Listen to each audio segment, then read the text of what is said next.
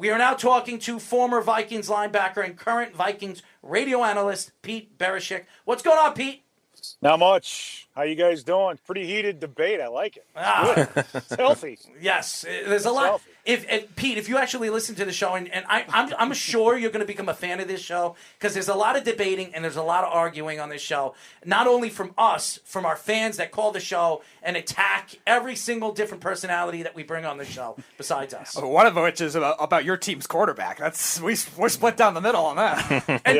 And just so you know, Pete, I know you're looking at a producer right now. Pete, yeah, he lost a bet. He lost the bet, so he has to wear a woman's panty on his head. So that's what he's wearing. He's wearing women's panties on his head. He's right. living up to his bet and his loss. So don't think that we're a little crazy. He just this was the particular show that he had to wear panties on his head. So there you go. I thought he was a fan of like 80s metal. I actually am too. Believe it or I told not. you it looked like a bandana, and it's not really fair. No, you're right. I actually am too. So if you think of it that way, I prefer that. He looks like the bass player from Cinderella. I will accept that. That is the best version of that. Thank you. That's hilarious. As you guys know, we are talking to former Vikings linebacker and current Vikings radio analyst, Pete Bercich. Now, Pete, tell us a little bit, before we get into your thoughts of the wild card games and where you see the playoffs moving forward with maybe some of these teams, the GOAT, a.k.a. Tom Brady, Aaron Rodgers, who I believe is the best quarterback in the NFL. So why don't we get into kind of your career and how did you become a radio show host as an analyst? Well, yeah. Mm-hmm. I grew up just south of Chicago. I went to Providence Catholic High School and right outside of Joliet. Was recruited to Notre Dame, played at Notre Dame from 90 to 93. My whole time was under Lou Holtz, and then I was drafted by the Vikings in 94. Played until 2000. The last game I played in was the 41 donut against the New York Giants. So any of you East Coast people love that or remember that one. Then I was out a year in 2001. That was the year that Corey Stringer passed away in practice. And then in 2002, I started coaching. I started as a quality control coach and then made my way up to linebacker coach up until 2006. Spent a little time in Arizona with Denny Green and the Cardinals. Then I retired, got out of coaching. And then in 2007, Joe Sensor, who had been the current guy who did my job on the radio, retired. So then they asked me if I wanted to do it. And then I've been doing it since 2007. So it's been 26 seasons now that I've been with the Vikings. So what was Dennis Green like as a head coach, both when you were as a player with the Vikings, then you said later on with the Cardinals, and also Brian Billick on that coaching staff for a little bit before he went to the Ravens? What were those two guys like? Billick was interesting because Billick had a temper, right? He was pretty fiery, had a temper, very smart, and I think did an amazing job. And like all good coaches, you'll see guys that have success in a particular team or on a particular team, and then they'll go somewhere else and then they'll have a different set of players, but then try to install and do the exact same things they did with other players and other teams. And it doesn't always work. And Billick, I think, did a really nice job of adapting to whatever talent that the team had. I love Denny Green. Denny Green, he recruited me when I was in high school when he was the head coach at Stanford. Played for him for 7 years. We had people ask me, what's it like to play in a game at the end of the season when, you're not going anywhere? And I say, I don't know what that's like. Cause for the 7 years that I played for Denny, we made the playoffs all but 1 year. I mean, I've been fortunate enough. You hear about Odell Beckham Jr. I played in 8 playoff games and I'm a nobody, right? I'm just a, backup special teams kind of linebacker guy that just managed to eke his way through 7 seasons in the NFL, but I got to play in 8 playoff games. So I love Denny. Denny was great. He was all business. Didn't accept excuses. Didn't fraternize much with the players. He just is like, this is how it is. This is how it's going to be. And my favorite thing that he would always say is, guys, you have to know your role. You have to accept your role. And then you have to perfect your role. Just like your producer, your role is to wear women's underwear on your head. And so he knows his role. And then he accepted it. And now he's perfecting it because look at him. He's just wearing it with pride. I accept it how a more. team- He's wearing it That with is how pride. a team functions. That's hilarious. Pete, I accept it more now that I know that I could be a doppelganger for an '80s hairband. I'll take it. And then coaching for Denny was great because if he had a problem with you, he would find you in your office, shut the door, and then talk to you about it one-on-one.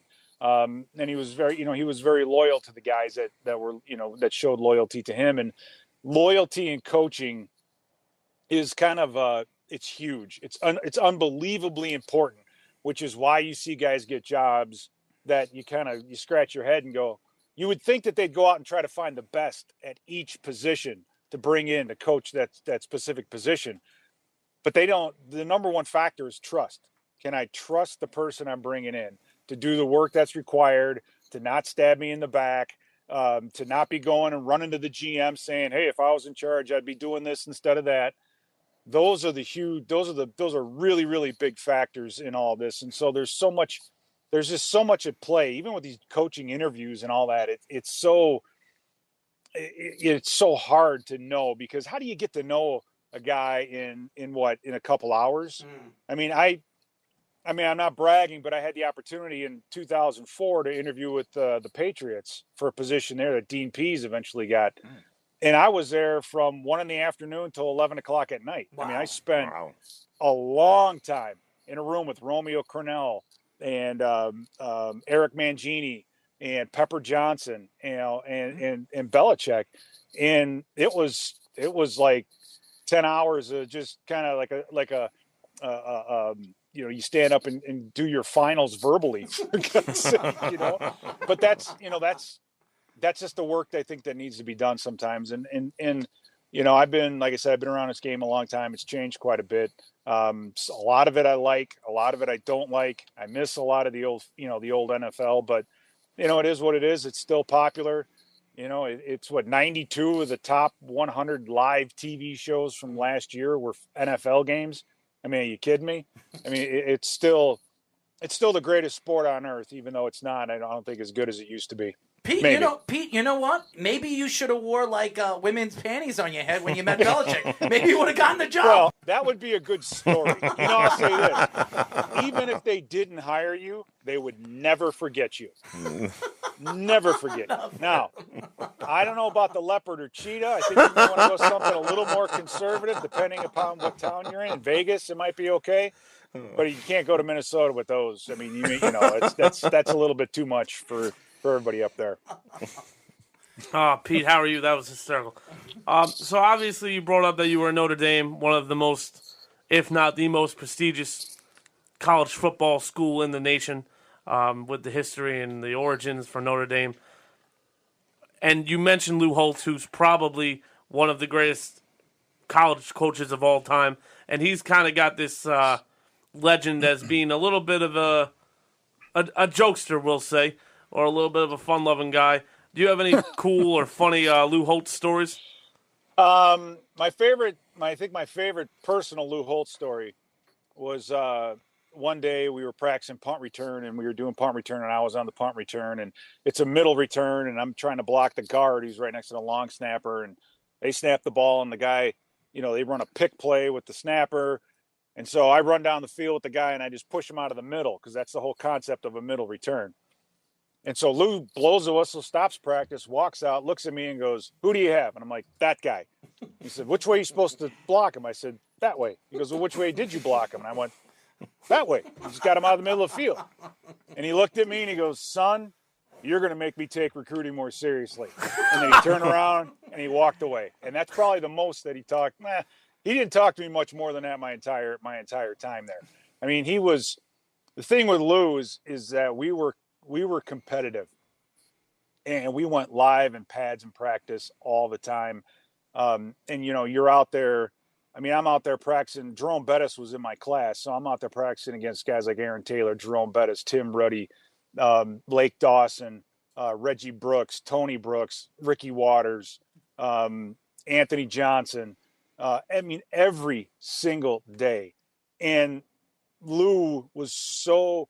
I remember, here's another great story. We were down, remember the Sugar Bowl back? I don't know if you guys are, I don't know how old you guys are, But back in '91, where the big joke was that the only, what belongs in a, difference between Notre Dame and Cheerios is that Cheerios belong in a bowl and Notre Dame doesn't, right? And I was like, whatever.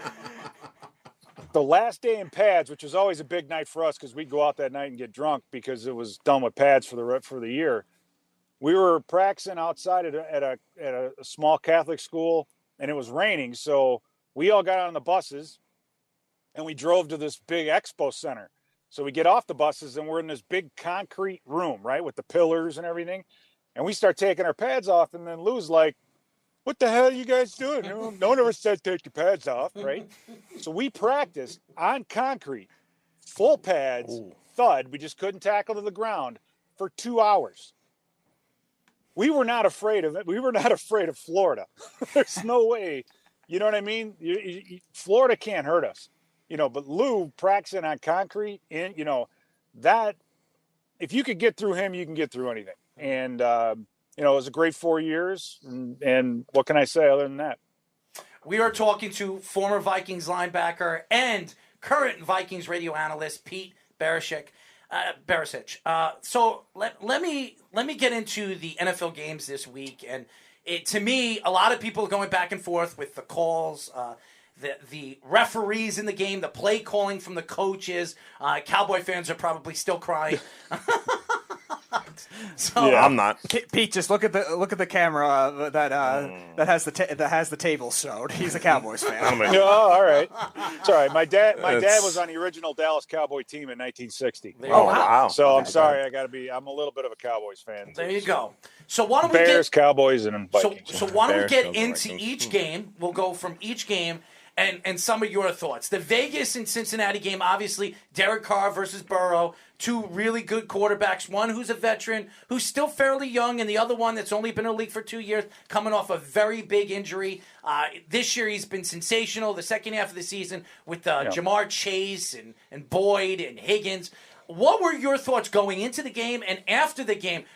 Do you blame the referees like a lot of people are blaming on the reason why the Vegas Raiders lost the game? You have to refresh my memory on the call. I didn't see all of that game. We did play Cincinnati during the season, and Burrow is he's a good quarterback. He's kind of got what you need, and that's a lot of it has to do with, I think, with courage. He's smart. It's nice for him to have. I like T. Higgins quite a bit. I think in the beginning of the season, T. Higgins did a lot of the heavy lifting. Jamar Chase is exactly what they want, and that's a change-up, a guy that they can get to down the field. Defensively, I thought they had some holes here and there. We didn't get a chance to see much of the Raiders. I mean, I like Carr. I think he's a good quarterback. And, when you talk about the injury thing, it's like you got to protect them, right? You have to protect them. That's the same thing I think that the Bears have going with Fields right now. Is everybody's talking about the new head coach and what's he going to do with Fields? What are you going to do with Fields?